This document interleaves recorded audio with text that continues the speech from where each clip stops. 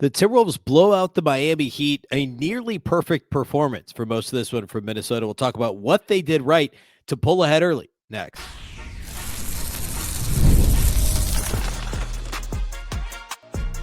You are Locked On Timberwolves, your daily Minnesota Timberwolves podcast, part of the Locked On Podcast Network, your team every day.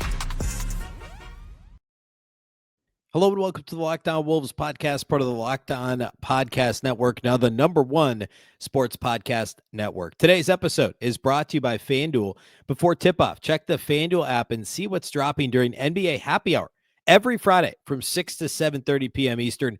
That's 5 to 6:30 p.m. Central Time. Happy Wednesday, everybody. Happy Hump Day. And it's a victory Wednesday. The Timberwolves won their third game in a row, defeating the Miami Heat by 28 on Tuesday night. The second time they've beaten Miami in the last 4 days, their third win in the last 4 days, I guess technically 5 days. But tough to beat the same team twice in just a matter of days, and a good team too at that, with Miami, Tyler Hero returning, coming off the bench for the Heat in this game. A lot to get to. A very impressive performance for the Timberwolves. The headline is the Timberwolves defense holding Miami to just 94 points in this game on 36% shooting. We'll talk about how they did that. Obviously, that means Rudy Gobert had a phenomenal game, and he did. He was awesome. I want to spend a lot of time talking about that early in the show. We'll talk about Ant's offensive game, a bit of a resurgence from Dante DiVincenzo, who's been struggling from the floor of late, or struggling from deep of late, especially. So a lot to get to in this game, a lot of positives as the Wolves continue to kind of flip just in the last week. I mean, it was just a week ago today, the Timberwolves turned in that stinker in Atlanta New Year's Eve afternoon, and that was only a few days after the horrendous home performance against the Brooklyn Nets. 2 out of 3 games that were just horrible for the Wolves. Now they've turned in 3 straight strong performances, including wins in back-to-back games over the weekend. Yeah, I guess it was 3 wins in 4 days because it was a back-to-back over the weekend. So impressive road wins in Miami and Washington. Yes, it's the Wizards, but on a back-to-back, we'll take it. And then at home against Miami on Tuesday. And some common threads here, Rudy Gobert being one of them. So we're going to start there.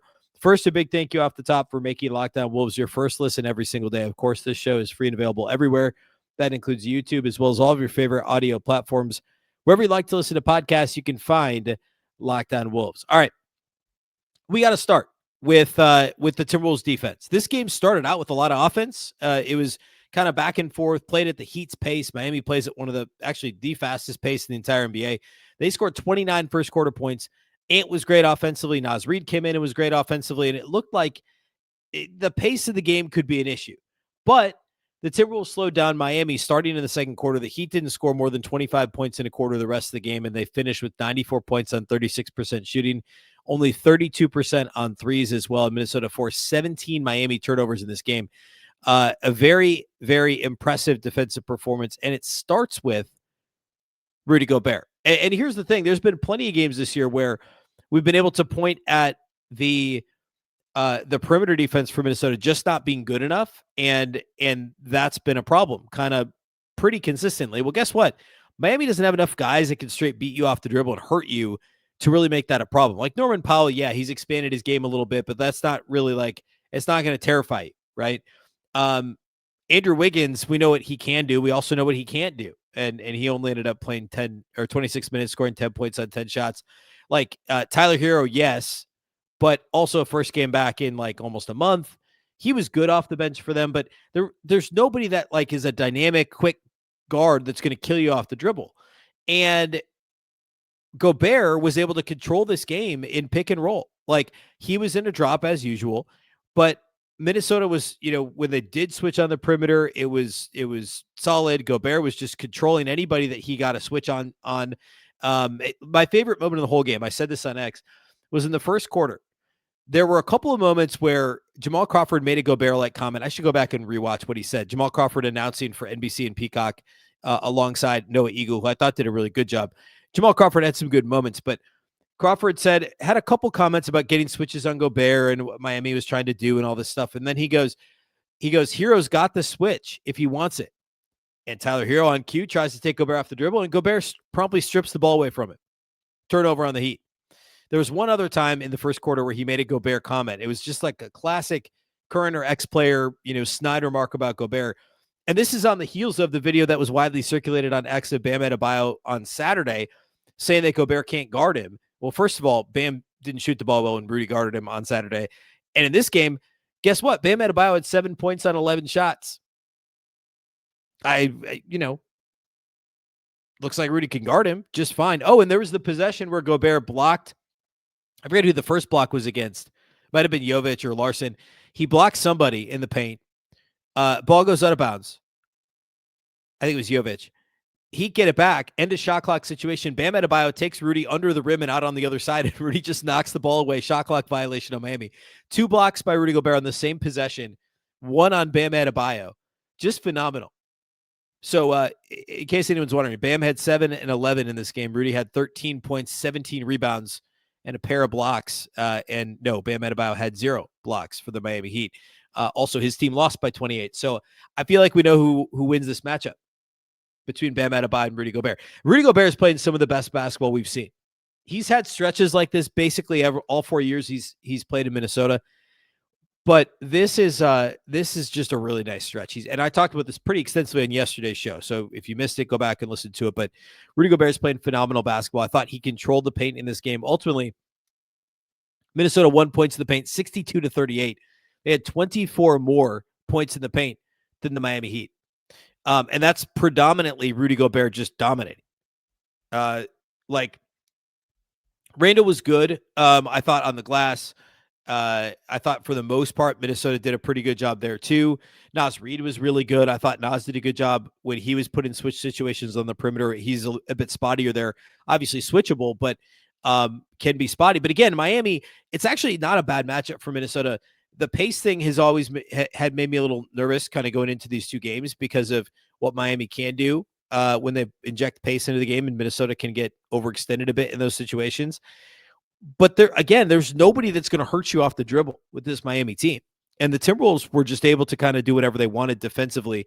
And just like they did a good job contesting threes. They did a good job recovering on the perimeter, contesting shots, both in the perimeter and in the paint, clearing the glass, allowing, holding Miami to limited second chance opportunities. And also for as vaunted as this Miami, pace injected offense is, they scored only 11 fast break points in this game. The Timberwolves had 23 fast break points. Obviously, turning them over 18 times helps quite a bit, whereas Minnesota only turned it over 12 times, which is, of course, a reasonable number. But Minnesota won fast break points 23-11 in this game. But any analysis of this game has to start with Rudy Gobert, his dominance defensively yet again, and the continued, and by the way, there's a great Eric Spoelstra. I retweeted it. I apologize. I forget which Canisupis writer. One of the Canisupis writers posted the clip of Spoelstra talking post game about how Rudy Gobert continues to be one of the most underrated players in the game. And I'm paraphrasing, but Spoelstra said Gobert knows who he is and how he can impact the game, and he excels at it. And he knew they were in trouble when there was a clip of Gobert talking before Saturday's Miami-Minnesota game, kind of ripping his own team. Spoelstra said, "Oh no, like Gobert knows." Gobert's a really intelligent player, and I understand he gets clowned all the time, and most of it's ridiculous. But he controlled this game. And one of the things I talked about on yesterday's show is the massive delta between how good the Timberwolves defense is with him on the floor, which is second to only OKC, and it's the worst defense in the league, worse than the Washington Wizards. Gobert's off the floor. Like that is undeniable, the impact that he makes. Now, the other piece in this game was Anthony Edwards and the Timberwolves offense. It was great. And he helped the Wolves keep pace early when the defense wasn't quite ready to play. Anthony Edwards' offense was phenomenal. So I want to talk about Ant's offense. We'll talk some Naz Reid. We'll talk about the bench, and then eventually we'll get to individual studs and duds. That's how we'll close the show out here today.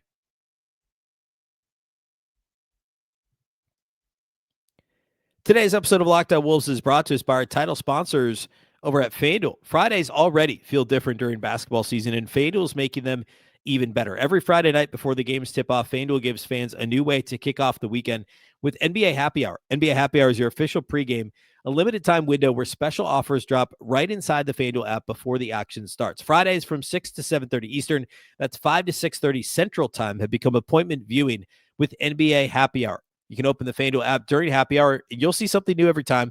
boosts, bonuses, surprises, and more. It's easy to check the weekly special before tip-off and make a move before the window closes. The timing is absolutely perfect. It's right before the games and right before your weekend starts. It adds extra energy to Friday Night Basketball without you having to overthink it. So before tip-off, check the FanDuel app and see what's dropping during NBA Happy Hour. It's every Friday from 6 to 7:30 Eastern. That's 5 to 6:30 Central. A little basketball, a little action, and a whole lot of Friday energy. That's NBA Happy Hour only on FanDuel, the official sportsbook partner of the NBA.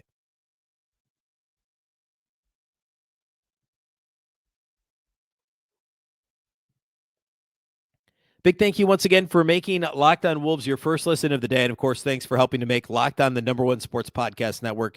We could not have achieved that phenomenal honor without you, the loyal listener. If you have not already, please go check out the Everydayer Club. You'll get access to an ad-free audio feed for Locked On Wolves compatible with anywhere you listen to podcasts, including Apple, Spotify. You also get an invite to the members-only Locked On Everydayer Club Discord server, which includes a group chat just for listeners of each show. You can go to lockedonwolves.supercast.com. That's lockedonwolves.supercast.com, or tap the link in the show notes to learn more. All right. Let's talk a little bit about the Timberwolves offense. We've given Rudy his due as much as I can right now. I mean, like, I feel like we just need, like, it's so ridiculous how good the defense has been. Now, the other thing I focused a lot on yesterday's show was Anthony Edwards' offense, and both things came true in this game. It was awesome offensively. He only had 26 points in just 29 minutes because of foul trouble early. Well, actually, kind of throughout. I mean, he ended up with 2 personals in the first quarter. Had to come out about 7 minutes gone in the game, which is unusual. Picked up a third personal with like 3 or 4 minutes left in the second quarter. NBC showed the stat last January 7th. So a year ago today now. So 364 days ago was the last time Ant picked up 3 fouls in the first half. And then he picked up a fourth. I think it was like mid-late third quarter, 4, 5, 6 minutes left in the third quarter. So a little bit of foul trouble along the way that kind of capped his minutes, and then he left early because it was garbage time already. But he finished with 26 points in 29 minutes on 8 of 18 shooting, 5 of 8 on threes in this game. He was only 3 of 10 on twos. It was the 3-point shot early. He hit the first possession of the game, just a ridiculous 3, kind of on the move from his favorite spot on the floor, just above the break on the left side in front of the Wolves, really in front of Chris Finch, the courtside seats there to the left of the Wolves bench. And hit a couple more tough on the move threes early. He had a no dip 3 in the third quarter. That was insane as the Wolves were extending their, I think it was third quarter, second half, as they were extending their lead. It was Julius Randle threw him a hand grenade, end of shot clock, and Ant was like, I'm just going to launch this, and made it. The 2-point shooting wasn't quite as good. There were some shots he drew some contact on that he did not get foul calls for. So that was, that happens occasionally. He still got to the line 6 times, but the 3 of 10 on twos, it wasn't like he was just missing mid-range jumpers. He was going to the basket. He missed 2 or 3 like short mid-range, like floaters, weird little hook. He made a weird hook shot in the middle of the paint. It was one of his 3 2-point shots he made. But I thought the shot selection was good. The shot mix was good. Him and Julius Randle both did a great job at getting into the middle of the Miami defense. I don't believe the Heat ran as many zone possessions in this game as they did on Saturday. We talked about this on yesterday's show, but on Saturday, the Heat played 30 possessions of zone, according to Synergy, against Minnesota. I bet that number is lower in this one. Haven't seen it charted yet. I bet it's lower than 30, but when they did, the Timberwolves did a good job of getting to the middle of it and moving the ball, right? It's not, you don't have to get to the middle of the zone. You just got to move the basketball and make the zone work. And eventually you're going to find a decent shot. If you get a decent shot, you got to knock it down. And there's a reason why NBA teams don't play zones more than a handful of the time, because a really good NBA team, or really any NBA team, should be able to knock down open shots, and you can get open shots against most zones. The zone has to be executed perfectly. And Miami's obviously, I would argue, the best in the league at how they execute their zone, and they've got the great personnel to do it. But the Timberwolves did a really good job of exploiting it. And credit to Ant and credit to Julius Randle, who overall the numbers were quieter in this game for Julius, but I thought he played well. Ant was great. The 3-pointers early, the composure when he didn't get a couple of calls that he wanted. I thought the defense was pretty good on the ball from Anthony Edwards in this one, and he managed the foul trouble fairly well.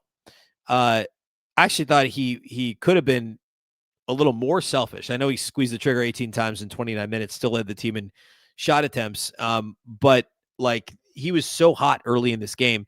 And also Naz Reid, like he's the other guy we got to credit. I mentioned Julius, but early when this thing was at a breakneck pace, there was a lot of scoring. The defense seemed somewhat optional and everything was going in. Naz Reid was a big part of Minnesota's offense early. I think he missed a couple shots right away in the first, but I think it was the start of the second quarter when Ant was still on the bench with the fouls, where Naz Reid really stepped up and they needed him. He knocked down a corner three to end the first quarter, and then a corner three, I think in the opposite corner at the start of the second quarter, that really helped spur what was ultimately a 12-0 Minnesota run. And he finished with 14 points on 12 shots and 6 boards, which was third on the team in rebounding, which was great to see Naz grab 6 rebounds in 25 minutes. Another really strong Naz Reid performance. He's been playing great, of late. He had a couple of stinkers mixed in there, but then the last couple games have been awesome for Naz Reid. He actually led the team in plus minus, by the way. It was a plus 21 in 25 minutes for the Timberwolves. Also of note, Bones Highland was really good. Didn't shoot the ball well. Speaking of squeezing the trigger, he shot the ball 8 times in 12 minutes, which is just amazing. He played just 12 minutes, and he was fifth on the Timberwolves in shot attempts. So I'll say that a different way. He was 8th in minutes played. He was 5th in shot attempts. He was, said another way, tied for 3rd in 3-point attempts. He shot the ball 8 times. 5 of them were threes. He was 1 of 5 from 3, 1 of 3 from 2 in 12 minutes, had 6 points, 5 assists, though, and just 1 turnover, and was a plus 16 in those 12 minutes, which was the best mark of anyone on the bench not named Naz Reid. It was, would have tied for 4th best among the Timberwolves starters. Like, Bones continues to do positive things and generally make winning plays for this team. We did not get to see the Jalen Clark theory proven once again of when the fact is the Timberwolves are 17-2 when Clark plays 16 or more minutes. He only played 12 minutes in this game, didn't have to play garbage time, which is why both Bones and Clark played just 12 minutes apiece. But just because garbage time started like middle 4th quarter when those guys would at least have a shot to get back on the floor. But like the Timberwolves bench was good, and Minnesota really like buried Miami with that they surged ahead with that second quarter run, the 12-0 run that they had kind of spanning first into the second quarter. And then third quarter, they started to bury Miami. And then when Ant left the foul trouble, the bench just continued. It was Bones. Jalen Clark played well. It was Naz. I thought Mike Conley did some good things in this game, even though he continues to not be able to make threes. He actually hit a floater in this game, which I'm not sure I've seen more than once or twice this year. I think it was a right-handed floater too, if I'm not mistaken. So that was good. Oh, and I meant to mention Dante earlier, which I'm just like going down the list of all the players individually. But DiVincenzo had a miserable time lately making shots. I mean, I talked about this on yesterday's show, but I'm pulling up his game log right now. But his shooting, he was 1 for 9 last time out against Washington from 3, 1 for 8 against Miami on Saturday, and 2 for 6 the game before that. He went 4 for 9 in this game. So he was a combined 2 for 17 the last 2 times out, 4 for 9 in this game, which obviously will play. That's over 40%. So very nice bounce back performance from Dante. The first time he scored 12 points since the Bulls win last Monday, and only the second time he scored 12 points or more since the Milwaukee game, which was 4 days before Christmas. So, a bit of a rough patch for DiVincenzo. And by the way, that Milwaukee game was coming out of a really hot stretch for Dante where he'd scored 15 or more points in 5 straight games. So that's just how it goes, right? It's a roller coaster. And Dante is pretty much a streaky shooter, a hot and cold guy who obviously is going to average out around 40% at incredible volume. And sure enough, all 9 of his shot attempts in this game were threes. I thought he was great. He missed his first 2 or 3, obviously trying to shoot his way out of the slump, but then he closed strong, hit a couple big ones as Minnesota was breaking the back of the Heat in the third quarter. Really kind of helped put the game away. Let's close by putting labels on this. We'll do studs and duds. We'll talk about what's next for Minnesota and what we'll do here the rest of the week on the show. We'll do all that here next to close out the post-game pod.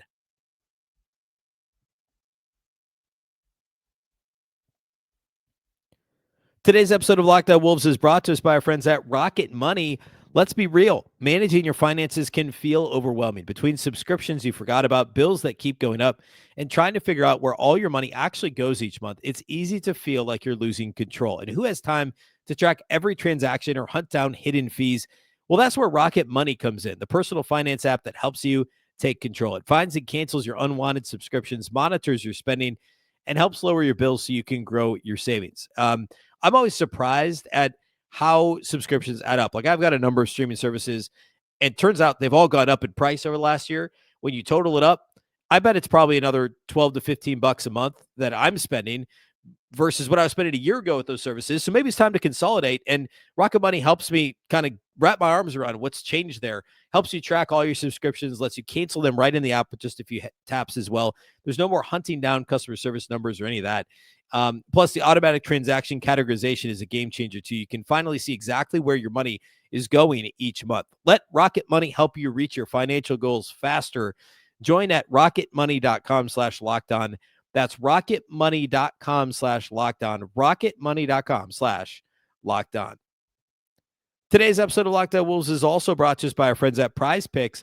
Whether you're starting a new routine or jumping into player projections for the first time, trying something new can feel like a challenge. But with Prize Picks, it always feels good to be right. With high-pressure football matchups every weekend, especially this weekend, and elite hoops action almost every night of the week, the action never slows down, and Prize Picks lets you stay in control. Prize Picks is the daily fantasy app that makes watching sports even more exciting by letting you build lineups based on player projections. No drafts, no waiting. Just pick more or less and play your way. Getting started on Prize Picks is quick and simple. The app is extremely easy to navigate. It's made watching games more engaging for me, especially when following individual player performances. If it's not a Wolves game, if it's just a random NBA game or football game, it's a really fun way to stay engaged. The flexibility of options like flex play is awesome. You can still get paid even if one of your picks misses. Plus, the new early payouts feature is a game changer. If a player starts hot, you can cash out before the game ends. Download the Prize Picks app today and use code LOCKEDONNBA to get $50 in lineups after you play your first $5 lineup. That's code LOCKEDONNBA to get $50 in lineups after your first $5 lineup. Prize Picks. It's good to be right.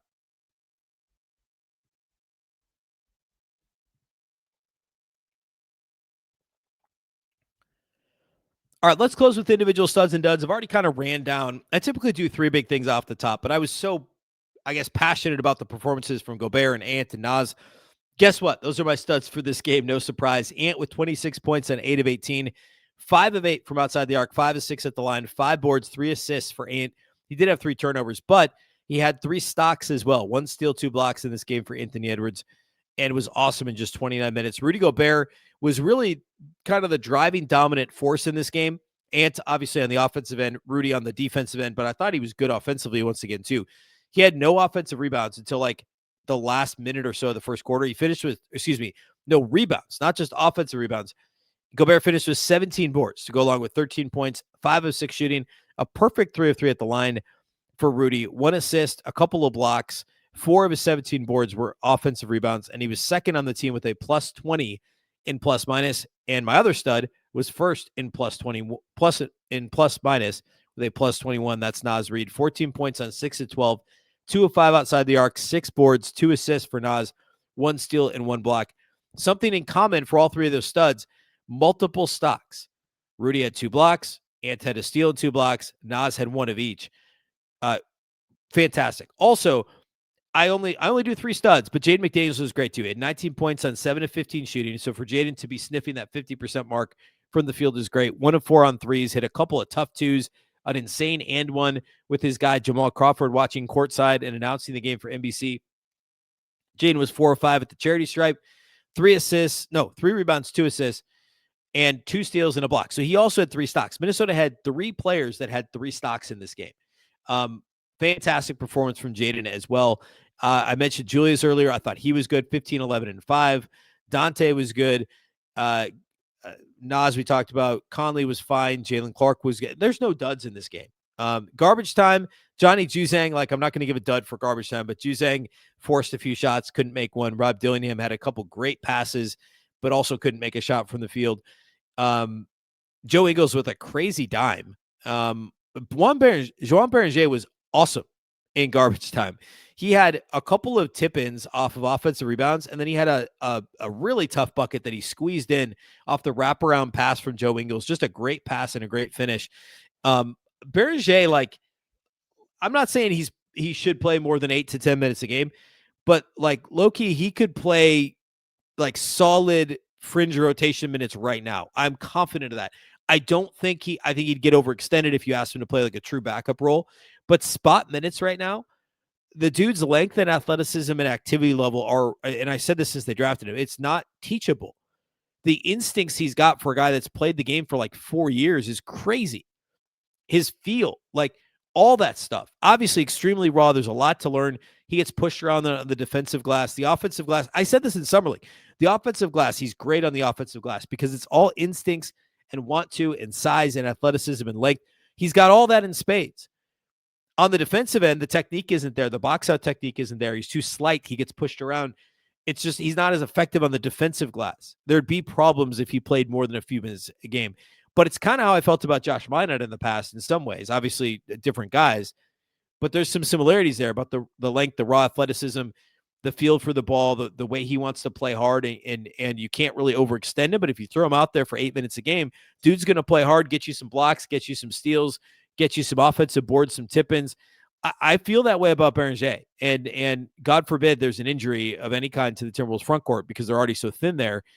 He's not going to be able to shoulder a load of 30 minutes a game. Please no, like that's not going to work at age 19 with like 4.5 years of basketball experience. But he could play fringe rotation minutes. I truly believe that as of right now, and I'm excited to see what this turns into in the next couple of years, and I know the Wolves are too. All right, next up. Minnesota remains at home here and takes on the Cleveland Cavaliers on Thursday night. And as they continue this like weird stretch of like only playing teams from the Eastern Conference, Minnesota hasn't played a Western Conference team since Christmas Day against Denver. And overall, let's see, 9 of their last 10 or 8 of their last 9 games have been against the Eastern Conference. They get Cleveland Thursday and then at Cleveland Saturday for a weird home and home. The Saturday game is a noon game on Prime, which is very strange because NFL playoffs start Saturday. They don't start till 3:30, which is probably why the tip is so early. So you get, and of course during the game they'll be able to promote the Bears Packers playoff game that night on Prime Video. So there you go. Get the Wolves game at noon on Prime on Saturday, and you'll get a ton of promos for Bears Packers Saturday night. I think it's 7:30 or whatever it is. So anyway, Cleveland on Thursday. Tomorrow's show, so Thursday show, we'll preview the Cleveland matchup. Of course, we've not seen the Cavs yet this year. They've been probably one of the more disappointing, certainly one of the more disappointing teams in the NBA this year. We'll talk about that matchup on Thursday's show. Get you ready for Wolves, Cavs, and then peeking a little further ahead. It's a really tough at Cleveland for a 12 p.m. Central game on Saturday. They turn around on a back-to-back. Obviously, it's more than 24 hours since they play so early Saturday, but they come back home to play the Spurs on Sunday, which is just like, I don't know. That's a real tough back-to-back. All that to say, extending this winning streak to 4 games, winning another game at home on Thursday against Cleveland, that's feasible. They should do it. They need to do it. And then, splitting this weekend against Cleveland and San Antonio is palatable. Like, I think they could live with that. So we'll talk about all that on Thursday's show. A big thank you for making Locked On Wolves your first listen every single day. Of course, this show is free and available everywhere. That includes YouTube as well as all of your favorite audio platforms. Wherever you like to listen to podcasts, you can find Locked On Wolves. And of course, if you never miss an episode, sign up for the Everydayer Club. It's built for you. Get Locked On Wolves ad-free, plus members-only Discord access and more. You can head to lockedonwolves.supercast.com to join the club. Again, lockedonwolves.supercast.com. If you're watching on video, we'll send you after this video over to the first ever 24/7 National NBA YouTube channel here at Locked On. On audio, make sure that you make your second listen the NBA Game Night Show on Locked On NBA. Of course, this show is also part of the very same Locked On Network, your local experts on all the biggest stories. Once again, I'm Ben Beecken. This is the Locked On Wolves podcast, and we'll catch you next time.